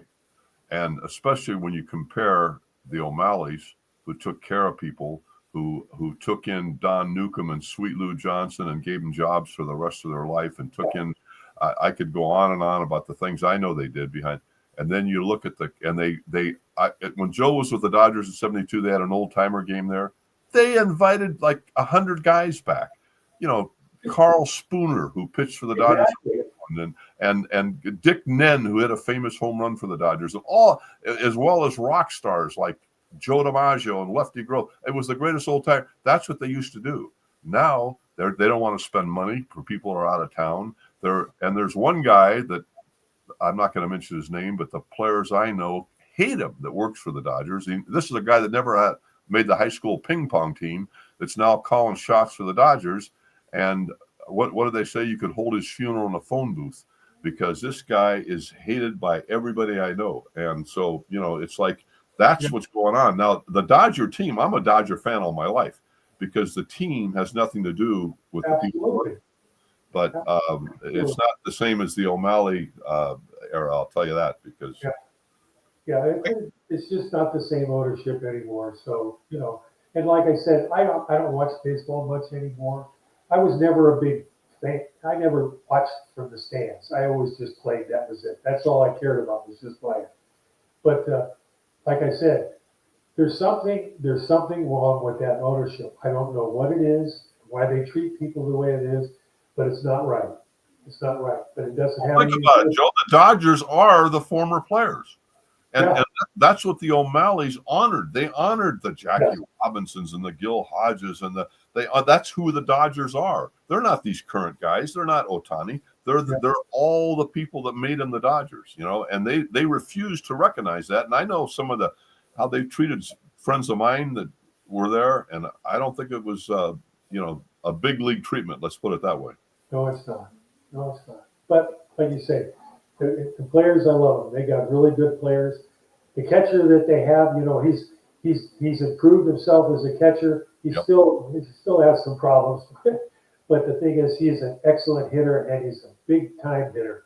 He hits a big situation. So I mean, they really have some great players on that team. Bob, to your point, I was lucky enough to have a friend who had tickets the same day as an old timers game. And I can't tell you how many, and I'm probably 10, 12 years old, 13 at the time.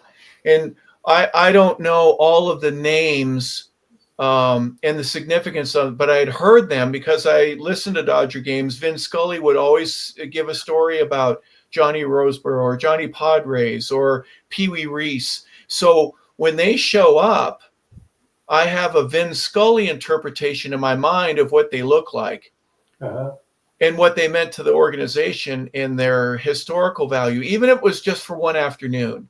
The thing that I remember that when you were speaking about these old timer games and Joe DiMaggio was there and all these others, Casey Stengel, for example, I remember seeing Casey with the uniform that had the logo of every one of the teams that he had managed or been a part of. So it had Yankees, Pirates, White Sox, it had everything.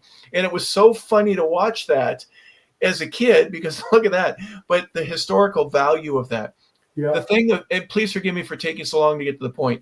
That's There okay. were so many players that were there that many of them didn't even get to play, and they didn't care. They were there, and it was the camaraderie and a great time to be to put a hat on one more time and to wear your spikes and run out there, even if you didn't play. There was a value to that. What I saw as a fan to get to see these guys one more time, and as a player to be seen one more time. Is there any truth to that from your standpoint, Joe? Absolutely. To me, players that in that era, there was a camaraderie between the teams that played. In other words, they didn't have to be on the same team. They just all would get together, okay, because of all the memories that they had of each other and the memories that they created for fans. And so they all wanted to be together because they don't get to see each other very often. That's the problem. In other words, I don't get to see the players that I played with anymore in Los Angeles because of where I live. But I would like to go see them, but there's nothing that brings me out there anymore. And so I think that's the reason why we appreciate so much when we get a chance to do that. And, the thing is, I grew up in San Francisco. It wouldn't take much to figure out who my favorite player was if I grew up in San Francisco, right? Willie Mays. You know who that player was, right? Willie Mays. Willie Mays, okay. For me, Willie Mays was the greatest player I have ever seen in my life. There used to be guys that used to play against him. They would get there early just to see Willie Mays go on the field and do what he did. He'd start go over and play third base. He'd go over and play shortstop. He'd go play first base, okay? Then he'd get to the and these guys would be in the dugout watching him hit and play and everything else. It was a delight just to watch this guy play. When I got to finally play against him, okay, and beat him, especially when I was a coach, he was a wonderful person. He was a kind person. He gave everything. Anything that he got, he always spread it around to the rest of his teammates. He was a wonderful person. And the thing is, he never took for granted for what he did. He couldn't actually teach what he did. I don't think anybody could hit like him. I don't think anybody could catch the ball like him. It was not something that he could teach. So he kind of shied away from trying to help players in that respect. But if it was advice for them to do and to help them as a player, he was there to do it. And I tell you, I miss him. I miss seeing and talking with him. I got a great Willie Mays story for you.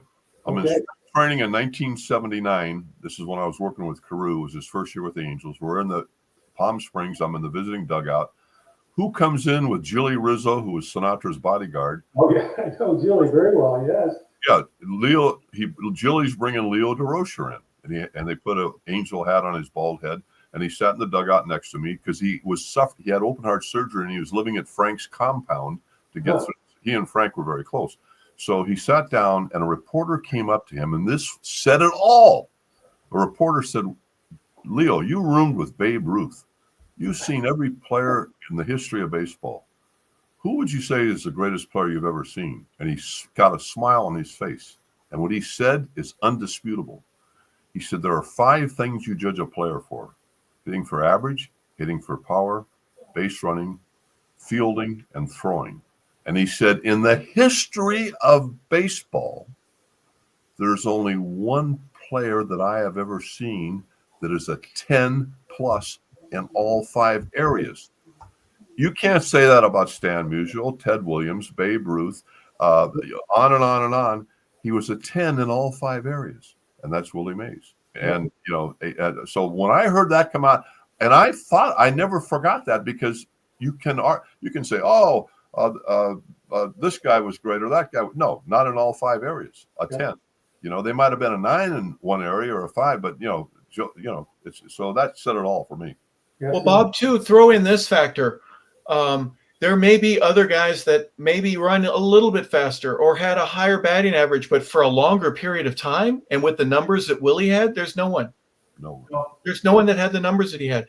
And I was going to ask you, Joe, there are a lot of folks that are afraid or don't want to meet their heroes because once they do, it changes their perspective forever. I'm guessing that it wasn't that way with Willie. He still had that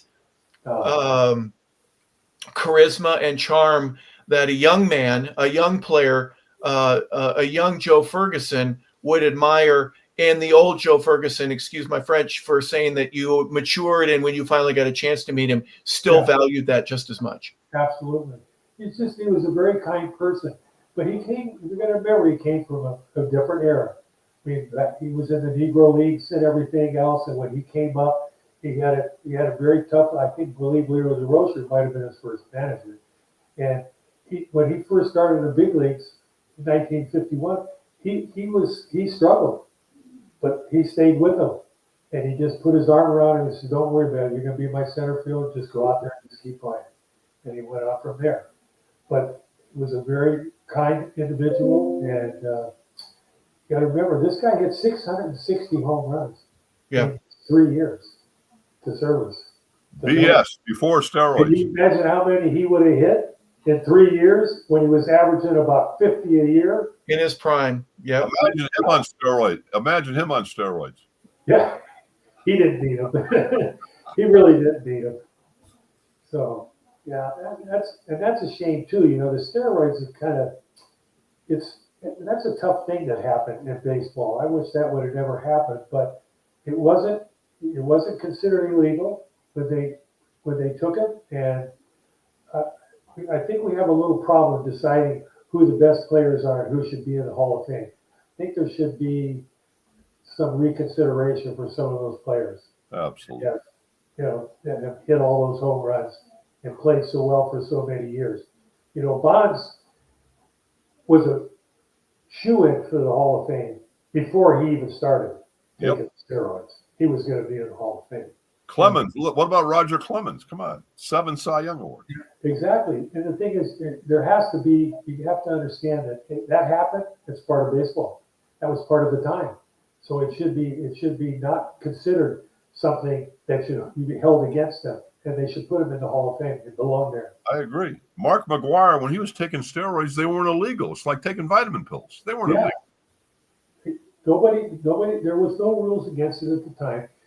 And I know what those guys looked like when they were young. Canseco and McGwire both. These guys were like little slender sticks when they were young.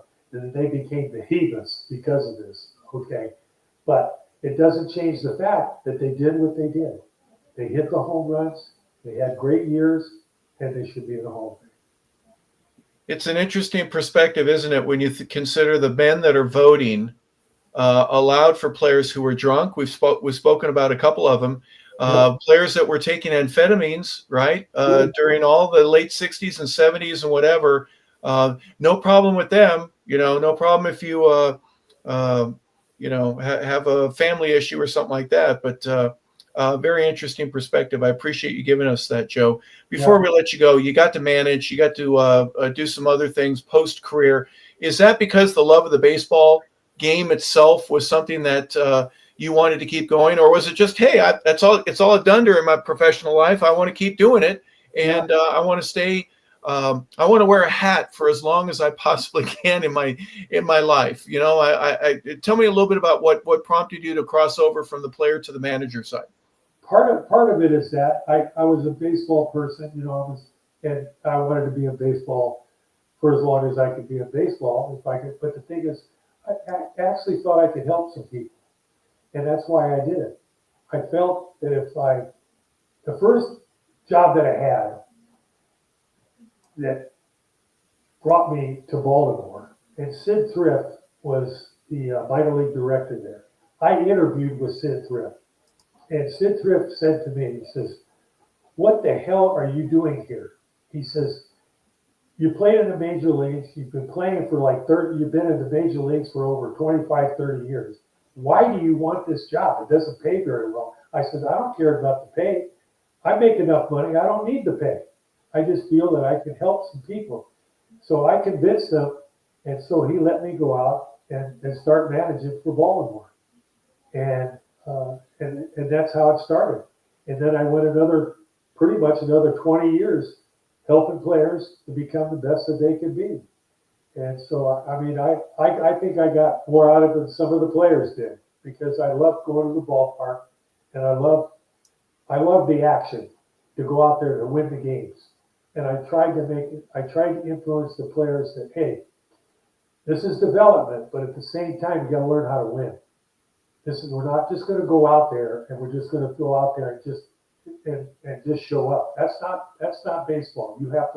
There's a winning attitude that you have to have, and you have to learn how to do that. And there's certain things you have to do on the field, okay, to get that. And that's the way I treated all of them. They all got a lot out of it, and a lot of them went to the big leagues because of it.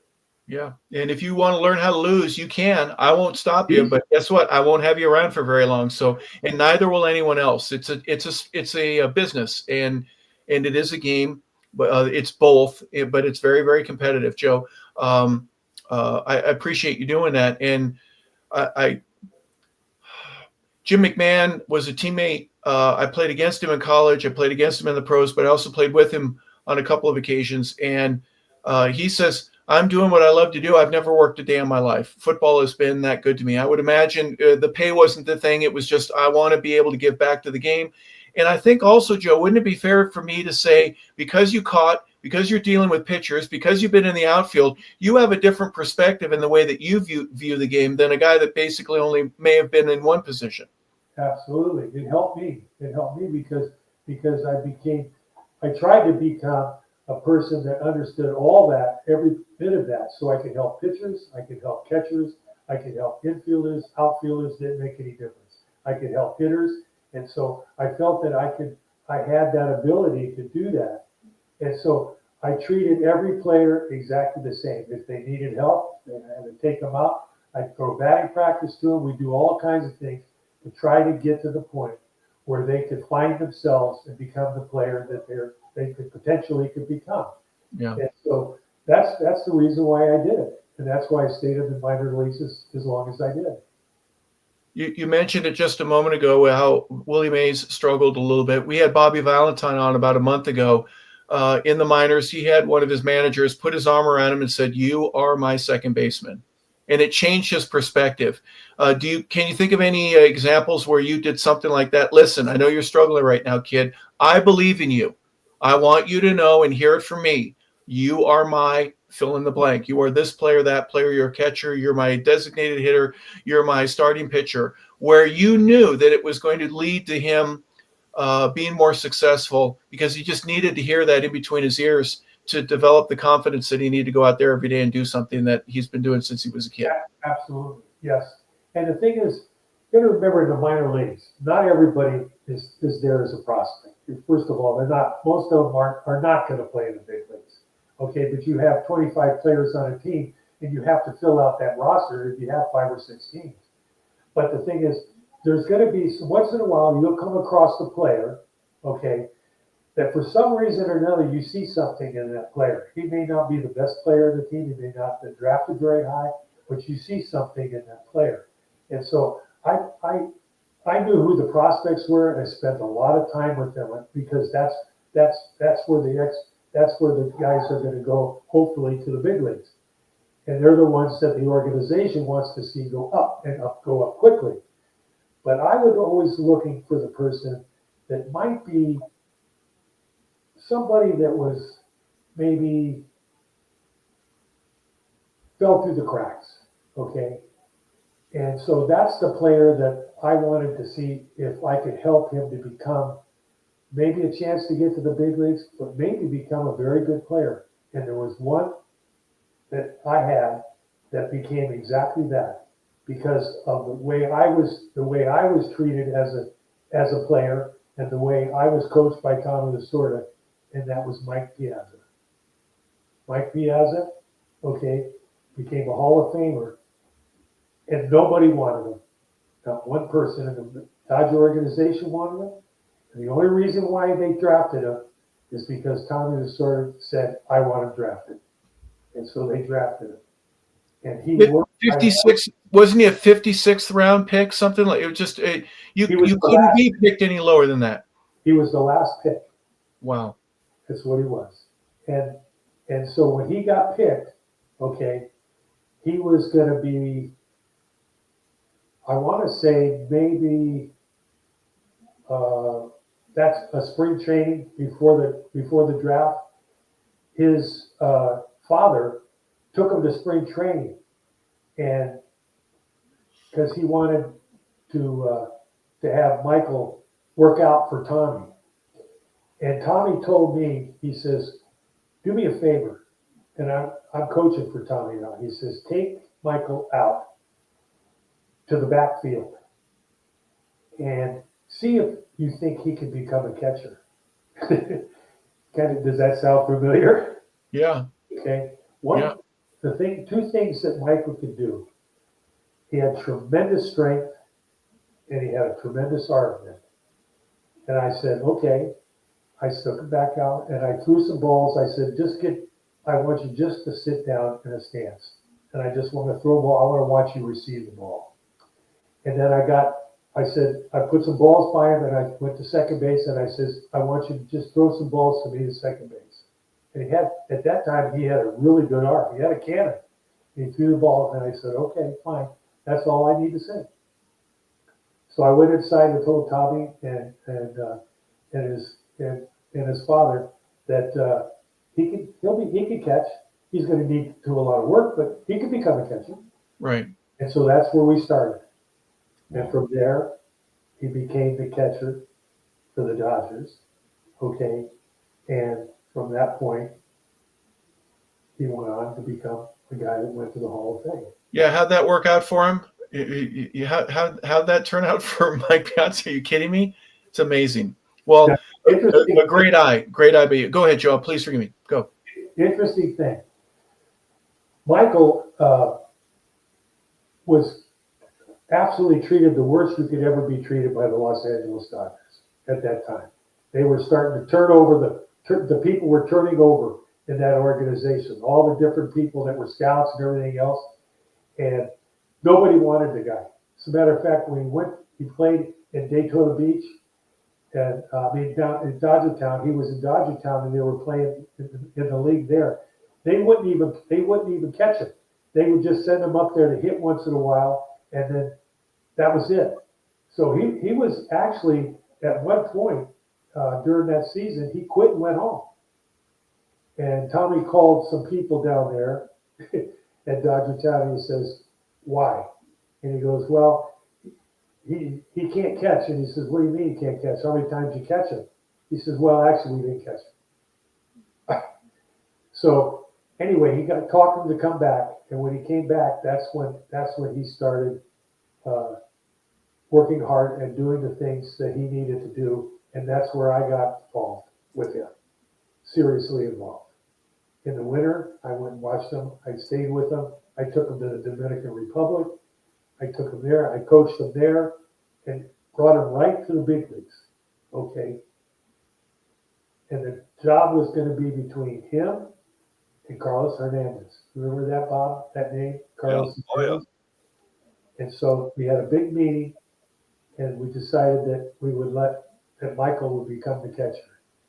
And we all know what that first year produced for Michael Piazza. Wow. Home runs, 100 some odd RBIs, and hit like 325. And so, was that a close decision? The reason I asked, Joe, is because I know literally of a player who ended up being a all-pro running back, and it was a coin flip between him and another guy to see who was going to get cut in training camp. It was that close of a thing. And it was just a discussion where half the folks are saying, no, I want the other guy. And half the folks are saying, let's try this Piazza. And somebody had to make a split decision in one person's favor, and it could have ruined another. Yep, it was. That's exactly the way it was. Let's put it this way. I'm not a big fan of Fred Clare. But Fred Clare was kind of pushed out of this position because Tommy made the decision. He says, no, he's going to be the catcher. He says, Carlos Hernandez cannot hit like this kid. And he says, he's not a bad catcher, but he is not the same guy. And we're going to go with Piazza. That's how it is. That was it. Wow. Whenever you say Fred Clare, I always got to tell Al the Bull said the funniest newspaper clipping he ever read in his life when Fred Clare traded Pedro Guerrero to the Cardinals. And he said he couldn't field. And Pedro Guerrero, who didn't speak real good English, the headlines were, Pedro Guerrero says, I'd like to hit some ground balls to Fred Clare. You know who else he traded? You? No. No? I was coaching that. Martinez. Oh, Pedro. Yeah. How about who he traded him for? Can't remember. Little second baseman from Toronto. From where? Alfredo Griffin? Huh? No, Alfredo was a shortstop. No, it wasn't Alfredo. It was a second baseman. Sachs? No. Somebody else. I can't remember. Oh, I'll have to look it up. In fact, I think he might have killed himself. He might have shot himself. Now I'm struggling. I don't remember. Well, Yeah. Anyway, there's been some bad decisions that have been made. Go ahead, Joe. I like that. How could you trade Martinez? Is the best arm you've ever wanted to see, and he traded him for nothing. Yeah. Well, look at they got rid of Bobby Welch, and he wins 27 games in Oakland. They got rid of Dave Stewart. He becomes a 4-time 20-game winner. They got rid of Rich Sutcliffe. He won the Cy Young in Chicago. Yep. So, I mean, like I said, things changed in that organization, and it wasn't for the better. It wasn't for the better.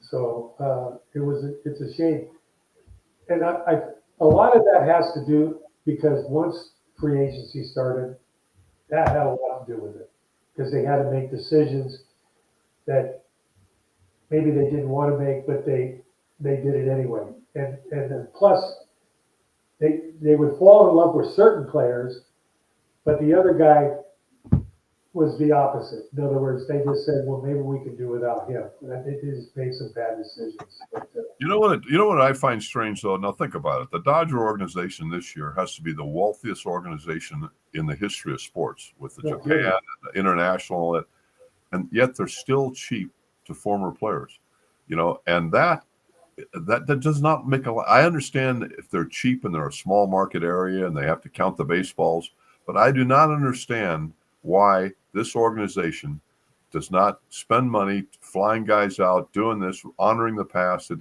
doesn't make a lot of sense to me. What did Casey Stengel tell me? One thing he taught me, be nice to the little guy. And if you forget the people that made your brand, that's not being nice to the little guy. That's just my opinion. Yeah, you're exactly right. I don't know why it is that way. I have no idea. Yeah. But you're exactly right. They don't spend money on anybody, and they will not. They will never do it. Nope. Well, I'm not defending anybody. I just know that if I spend more money than I'll ever understand for the right to own a ball club, and I don't start seeing the return on that, and that means cutting off funding for the T-shirts and the golf polos and the other things that we're going to do for our farmers because we need to make that money back. It's the wrong way to do it, but I know that I'm not justifying it. I'm just saying that we got to break even first before we do anything. But it snowballs into something where you become unreliable, and in your case, Joe, undesirable. There's some things in the organization you said just a few moments ago, and if they called, I wouldn't receive the phone call, and that to me speaks volumes about how deep the hurt is and how long it's been going on. What's the old saying? The fish stinks at the head first. The head, exactly. Yeah. Well, Joe, give us an idea what you're doing now, if you don't mind. Tell us you're about to have an 80th birthday coming up here next year, but for crying out loud, what does Joe Ferguson do? Is it just golf? Do you play cards? Do you have a business that you're running? Tell us a little bit about you. No, I don't have a business. I just basically I watch over my kids. I'm big fan for them, and so I'm very proud of all of them. And once in a while, when I get the chance, I try to go golfing. Don't have the best balance anymore. I don't have quite the same energy before, but I get out there once in a while. Good for you. I love it. Yeah. And it's too bad there's no golf in Myrtle Beach or the surrounding area. What a shame. Yeah, what a shame. There's only 85 golf courses. Yeah.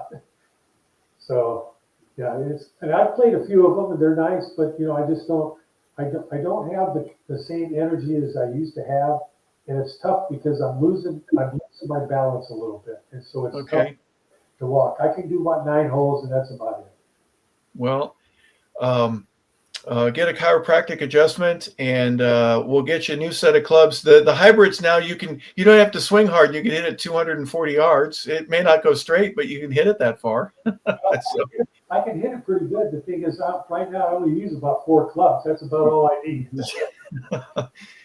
um, Joseph Vance Ferguson, thank you for being with us. We want to thank you also for all that you did for the game, to make it better, to remember it in the right way, and to appreciate the history of it and your part there within.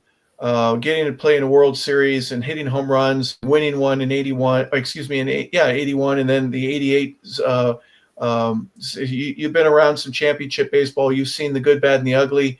You spoke about a lot of that here today, and we thank you so much for your time. Bob, final words here from you, if you don't mind, not only introducing us to your dear old friend, but one of the heroes of the game of Major League Baseball. Well, I always love it when Joe comes to LA, which is not very often anymore, but I feel like I've been visiting him for 2 hours now, and it's been great to see you, Joe, and I'm so happy you're doing good, and you're nice. I learned some things today that I never knew. I never knew Lasorda is the one that's tremendous to hear that he's the one that suggested you catch. And I also didn't know you were a pitcher. As much as you think you know, every time we have a guest on here, I always learn new things about him. You know what I mean? So thank you for the great reminiscing about a great time in the history of baseball. You know what I always say? What's the greatest era of baseball? When you were young, and we were all younger then, and it was just a great era. Yep. And thank you very much for having me. It's been a pleasure. And hopefully, maybe we can do this another time. So I enjoyed doing this. I've done a couple of them, and it's always fun. And it's been fun with both of you. And so anyway, good luck with the rest of the podcasts that you do. And like I say, we'll see each other down the road.